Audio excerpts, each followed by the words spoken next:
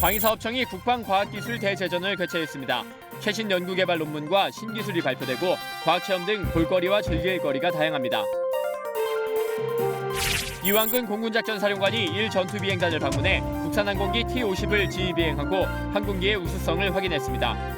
영공방위 대비태세와 전투조종사 양성 현장도 점검했습니다.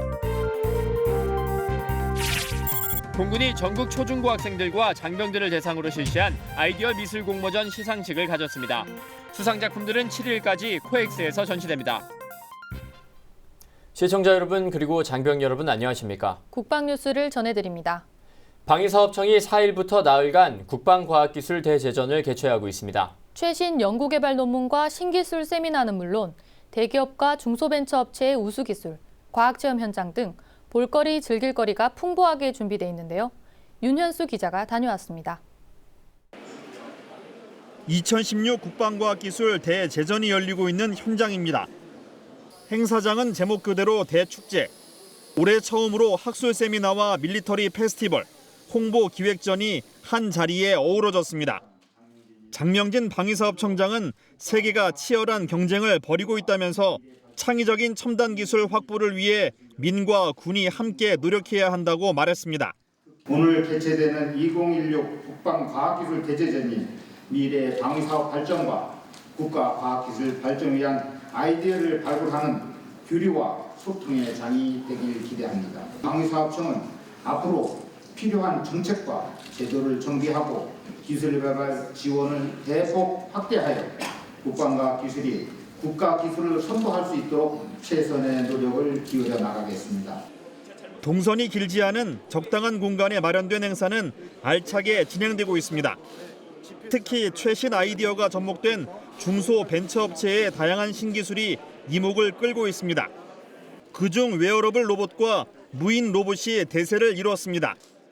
무거운 짐을 짊어지고 산악을 오르내리는 4발 달린 로봇.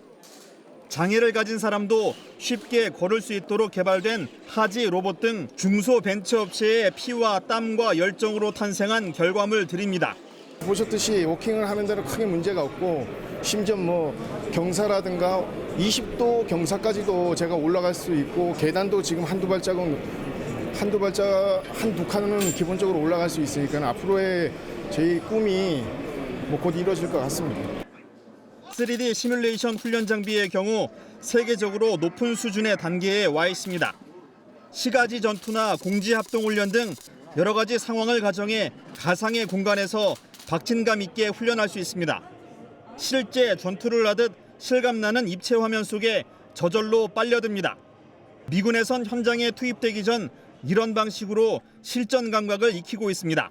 저희가 이것을 통해 가지고 여러 군데에서 이제 발표도 하고 시연도 했고 전차 10대 중대급 규모까지 연동을 해가지고 실제 훈련 연습을 해본 적이 있습니다. 과학화된 훈련을 하는 것이 지금 이제 군에서도 이슈가 되고 있는데 이걸 통해서 모든 것이 다 기록이 되고 모든 것이 다 공유가 되고 모든 것이 분석이 가능하기 때문에 실질적인 훈련과 그리고 과학적인 분석 그리고 그를 통한 교리 발전 등이 기대될 것이라고 생각하고 있습니다. 신기술 학술 세미나도 마련돼 능력 있는 과학도들의 참여도 유도하고 있습니다. 학술 논문과 국방 융합 신기술 등 4일과 5일 이틀간 발표된 내용만 100여 가지. 참석자들은 보고 듣고 느끼며 과학기술의 중요성을 깨닫습니다. 국내외 민간 우수기술과 국방 분야 융합 발전을 위해 마련된 국방과학기술 대제전. 4일 시작된 행사는 7일까지 나흘간 계속됩니다. 국방뉴스 윤현수입니다. 이완근 공군작전사령관은 4일 공군 제1전투비행단을 방문했습니다. T-50 항공기에 탑승해 지휘비행을 하고 영공방위 대비태세와 전투조종사 양성 현장 등을 직접 점검했습니다. 이용석 기자입니다. 지난 4일 이완근 공군 작전사령관이 제1전투비행단을 방문했습니다. 국산에서 첫 제작된 초음속 훈련기 T-50 지휘비행과 전투조종사 양성 현장을 점검하기 위해서입니다. 지휘 비행에 앞서 비행대대와 비상대기실 방문도 잊지 않았습니다. 교관 조종사들과의 간담회도 이어졌습니다. 이 사령관은 간담회에서 비행 교육 과정을 통해 몸에 익힌 비행 습관이 평생 간다며 처음부터 올바르게 가르치고 올바르게 배우는 것이 무엇보다 중요하다고 강조했습니다. 이어 복장을 갖추고 국산 초음속 훈련기 T-50 지휘 비행에 나선 이 사령관은 T-50의 우수성을 다시 한번 확인했습니다. 비행 후에는 공군력의 중요성도 강조했습니다. 공군력은 평시에는 전쟁을 억제하고 전시에는 전쟁의 승패를 좌우하는 현대전의 핵심 전력입니다. 특히 전시에는 제공권을 확보하고 다양한 정밀 유도무기를 포함한 막강한 항공무장으로 적 지휘부를 포함한 중심을 타격하여 적의 전쟁 수행 의지와 능력을 말살할 것입니다. 더위에 지친 장병들을 위한 말도 덧붙였습니다. 이 사령관은 더위가 계속돼 임무 요원들의 컨디션 관리가 중요하다며 임무 수행을 위해 컨디션을 유지할 수 있도록 지휘관들이 힘써줄 것을 당부했습니다. 국방뉴스 이용석입니다. 한미일 3국은 최근 북한의 탄도미사일 발사와 관련해 각국의 정보와 정책 공조 방안을 공유하기 위한 국방부 차장급 화상회의를 개최했습니다. 5일 열린 이번 회의에 우리 측에선 박철균 국방부 국제정책 차장이, 미 측은 크리스토퍼 존스턴 국방부 동아시아 차장, 일본 측에선 코지카노 방위성 방위정책과장이 각국의 대표로 참가했습니다. 3국은 북한의 최근 미사일 발사가 유엔 안보리 결의를 명백히 위반하는 도발적 행위이며 한반도뿐 아니라 영내 평화와 안정에 대한 심각한 위협이라는 데 의견을 같이 했습니다. 아울러 3국은 향후 긴밀히 협력하는 가운데 북한의 미사일 위협에 대한 정보 공조를 지속해 나가기로 했습니다. 공군이 지난 4일 제3회 공군 아이디어 미술 공모전 시상식을 개최했습니다. 이번 공모전에는 우리 사회의 번영과 군사력 발전에 기여할 반짝이는 아이디어들이 대거 출품돼 눈길을 끌었습니다. 심예슬 하사가 취재했습니다. 공군은 지난 2014년부터 매년 공군 아이디어 미술 공모전을 열어 창조 국방과 창조 경제 실현에 힘쓰고 있습니다. 올해로 3회째를 맞이한 공모전에는 전국 초, 중, 고등학생 2,600여 명과 공군 장병 280여 팀이 참여해 창의적인 아이디어들을 선보였습니다. 지난 4일 서울 코엑스에서 열린 시상식에선 학생 부문 108명과 장병 부문 20팀의 작품이 우수작으로 선정됐습니다. 실제로 나오는 많은 아이템들이 군 안에서의 어떤 고민들, 또 산업계 내에서의 고민들, 또 보안에 대한 문제들, 상당히 문제의 많은 부분을 닿아서 그 문제를 해결하고자 하는 작품들이 인상적이었습니다. 이번 공모전에서 학생 부문 대상은 EMP 드론으로 적의 전자장비를 무력화시키는 비살상 무기, 블루밍을 발표한 해강고등학교 2학년 장원 학생이 차지했습니다. 요즘 급속하게 발전하고 있는 드론을 토대로 비살상 무기를 만들어서 우리 국가 안보에 도움이 되고자 하여서 구상하게 되었습니다. 재밌게 했는데 큰 상을 주셔서 정말 감사하고, 그다음에 이게 실현이 된다면 좋은데 잘 쓰였으면 좋겠습니다. 이와 함께 공군 사이버 방호센터 소속 장병팀은 스마트 기기로 사진을 찍는 즉시 GPS와 날짜, 시간 등 특정 메타데이터를 삭제하는 앱 메타몽을 발표해 장병 부문 대상을 수상했습니다. 한편 이번 공모전 수상 작품은 오는 7일까지 코엑스 전시장 B홀에 전시됩니다. 국방뉴스 심예슬입니다. 병무청과 건양사이버대학교가 지난 4일 병역명문과의 병역이행 자긍심 제고를 위한 업무 협약을 체결했습니다. 이날 협약식은 병역명문과의 자긍심 제고와 교육의 활성화를 위해 이루어졌습니다. 이번 협약을 통해 전국 3,431가문의 병역명문가 중 병역을 이행한 사람이 건양사이버대학교에 입학하게 되면 장학금 혜택을 받게 됩니다. 입학금 30만 원이 면제되고 1년간 수업료의 40%가 장학금으로 지급됩니다. 병무청에서 병역이 자랑스러운 사회 분위기 조성을 위하여 추진하고 있는 병역 명문가 선양 사업과 관련하여 병역 명문가에서 학비를 지원하는 이번 협약이 이분들에게 더욱더 긍지와 보람을 느낄 수 있는 계기가 될 수 있기를 기대합니다. 병무청은 그동안 병역 명문가의 명예심 제고를 위해 51개 지자체의 조례 제정과 636개 국공립과 민간기관과의 협약을 통해 자연휴양림과 국능원 입장료 면제와 진료비 할인 등의 혜택을 부여하고 있습니다. 이번 협약을 통해 전국의 병역 명문가가 시공간 제약을 받지 않고 학사학위를 취득하는 데 도움이 될 것으로 기대하고 있습니다.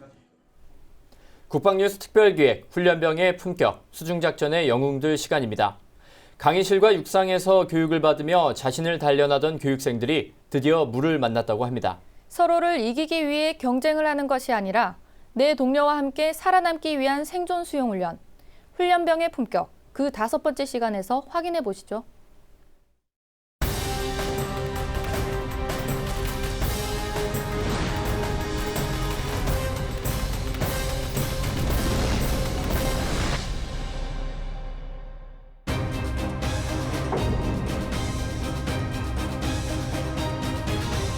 자명 한 번 한다 맞나? 자명 한 번 하고 여기 5m 지점에서 입영하게 된다 맞나? 이해 안 되는 사람? 추울 거니까 여러분들 정신 집중 단단히 해가지고 한 명도 낙오 없이 다 훈련 완수할 수 있도록 한다 알겠나? 입교 후 처음 진행된 수용 훈련. 그런데 오늘따라 수용장이 알록달록 화사합니다. 빨강, 노랑, 파랑, 다양한 모자 색깔은 수용 실력을 한눈에 구별하기 위한 SSU만의 특별한 방식입니다.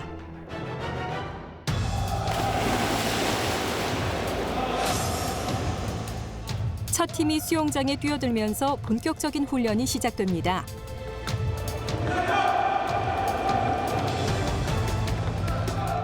다들 평영 연습에 여념이 없는 가운데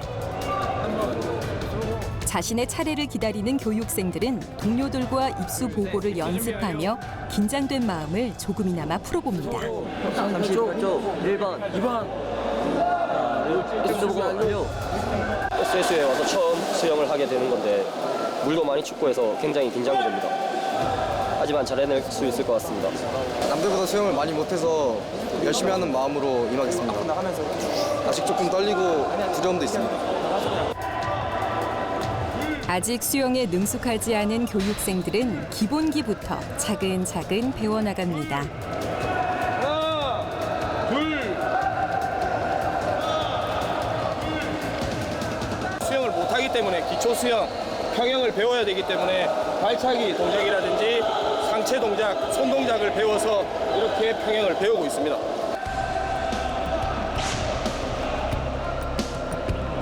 수영에 능숙한 사람과 미숙한 사람이 한 팀을 이뤄 2인 1조로 훈련을 진행합니다. 위험한 바닷속에서 자기만 살아남는 것이 아니라 내 옆 동료와 함께 살아남기 위함이죠.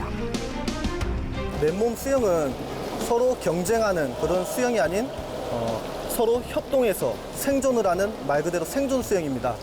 실내에서 훈련을 할 때 또는 밖에 바다에 나가서 해상에서 훈련을 할 때 물론 교관이 보고 있지만 서로가 서로의 그런 안전 요원 역할도 같이 해줌으로써 협동심을 배양하는 데 있습니다. 쭉! 킥! 쭉! 모자란 나를 이끌어주는 동료가 있기에 오늘보다 더 나은 나를 기대해 봅니다.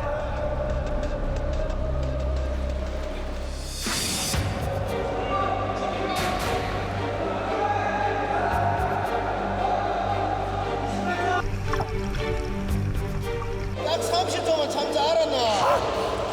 하나, 둘, 셋. 30초에 30초. 얼마 안 남았다. 5초. 내려간다.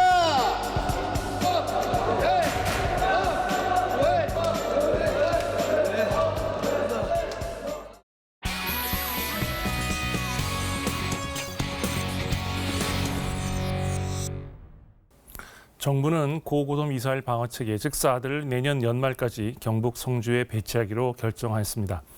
사드 배치됨에 따라 현재 실전 배치된 페이트리어트와 함께 다중 방어 체계를 구축할 수 있게 되었고 이전보다 더 넓은 지역을 북한의 핵 미사일 위협으로부터 지킬 수 있게 되었습니다. 그러나 사드 배치에 따라 일각에서는 다음과 같은 쟁점들이 제기되고 있습니다. 첫째, 우리 국민 절반가량이 사는 수도권이 사드의 방위 범위 바뀌기 때문에 군사적 효용성이 떨어진다는 주장입니다. 수도권을 위협하는 북한의 탄도미사일은 주로 스컷 미사일입니다. 스컷 미사일의 경우 비행 고도가 낮고 비행 시간이 짧기 때문에 20km 상공에서 적의 미사일을 요격하는 패트리어트 미사일이 더 적합한 대응 수단입니다. 사드 배치로 전국에 흩어진 패트리어트 미사일 일부를 수도권에 재배치할 예정이므로 북한의 탄도미사일에 대응하는 수도권 방어망은 오히려 이전보다 촘촘해지게 되었습니다. 둘째, 사드의 안정성에 관한 사항입니다. 특히 사드가 배치될 성주 주민들의 우려가 있기에 가볍게 다룰 수 없는 문제이기도 합니다. 분명한 것은 사드 배치와 관련하여 정부는 성주 주민들을 비롯해 국민의 안전을 최우선적으로 고려하고 있다는 사실입니다. 먼저 레이더 전자파와 관련한 안전구역과 관련된 논란을 살펴보면 사드 레이더의 경우 먼 거리의 표적을 탐지해야 하는 만큼 장애물이 없는 높은 지형에 위치해야 합니다.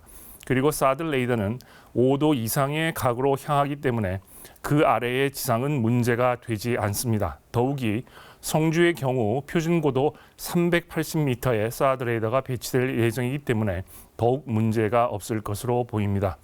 사드 레이더가 인체에 영향을 미칠 가능성이 있는 지상 100m 구간은 인원 통제 구역으로 설정되며 주민의 안전을 위해 레이더와 발사대가 있는 곳은 군사 보호구역으로 관리되기 때문에 주민들이 직접 전자파에 노출된 위험은 없습니다.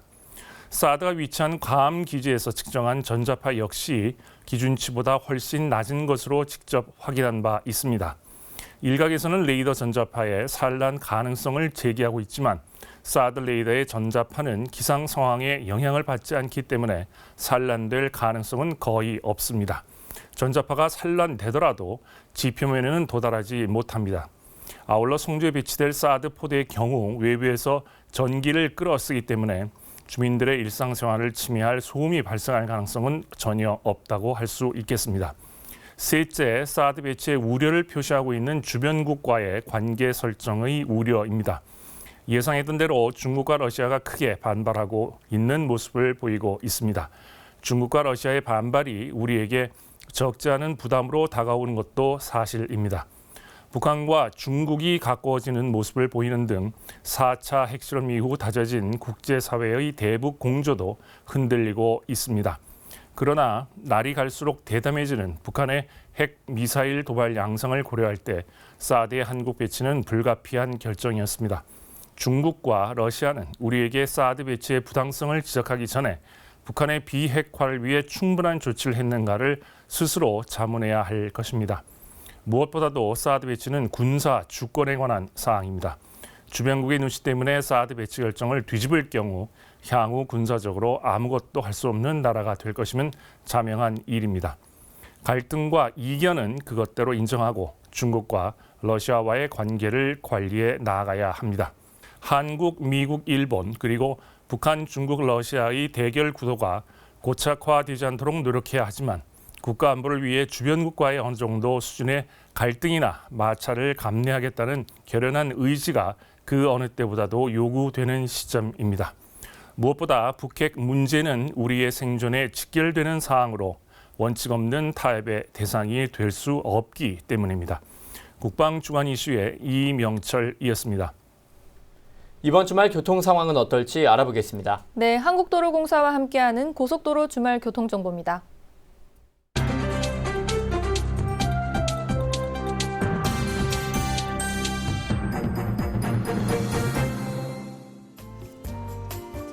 휴가 즐겁게 잘 다녀오셨나요? 폭염이었던 지난 주말은 휴가 행렬도 절정이었는데요. 예보관님도 혹시 어디 다녀오셨나요? 네, 저는 지난 주말 바닷가에 다녀왔는데요. 큰애가 그러더라고요. 고속도로 체험여행 한 것 같다고요. 네, 그럴만했습니다. 지난 주말 정말 많이 막혔었는데요. 여름 휴가 정체는 언제까지 계속될까요? 네, 8월에는 광복절 연휴에 극심한 정체가 예상이 되고요. 이후로는 평소 주말 수준이 될 것으로 보입니다. 그럼 이번 주말 상황은 어떨까요? 네, 이번 주말은 막바지 휴가 차량들이 몰리면서 다소 혼잡할 것으로 보입니다. 네, 토요일 지방 방향 최대 예상 소요 시간입니다. 서울에서 강릉까지는 4시간, 목포까지는 4시간 20분 정도 예상하시면 되겠습니다. 네, 정체 구간은 영동고속도로 강릉 방향으로 문막에서 새마을 구간 가장 혼잡하겠습니다. 서울 양양고속도로는 덕소 3패에서 서종 구간 많이 밀리겠고 경부고속도로는 남사에서 안성 분기점 부근 가장 힘들겠습니다. 네, 반대 서울 방향 예상 최대 소요 시간입니다. 강릉에서 서울까지는 4시간 10분, 목포에선 4시간 20분 정도 잡아야겠습니다. 네, 정체 구간은 영동고속도로 여주에서 이천 구간 많이 밀리겠고 서울 양양고속도로는 설악에서 서종 구간 정체가 길어지겠습니다. 서해안고속도로는 송악에서 서평택 분기점 부근 많이 막히겠습니다. 아이들과 함께 이동이 많은 시기인 만큼 반드시 챙겨야 될 게 있죠. 네, 안전띠인데요. 12세 이하 어린이는 카시트 등의 안전 장구를 해야 만일의 사고 시 피해를 최소화할 수 있습니다. 즐겁고 안전한 여행을 위해서 반드시 전좌석에서 꼭 안전띠 하시기 바랍니다. 지금까지 국방TV와 한국도로공사가 함께한 주말 교통예보였습니다. 연일 전국적으로 30도를 크게 웃도는 폭염이 이어지고 있습니다. 폭염으로 인한 온열 손상 환자도 늘고 있는데요. 어느 때보다 건강관리에 힘쓰셔야겠습니다. 국방뉴스를 마칩니다. 시청해주신 여러분 고맙습니다.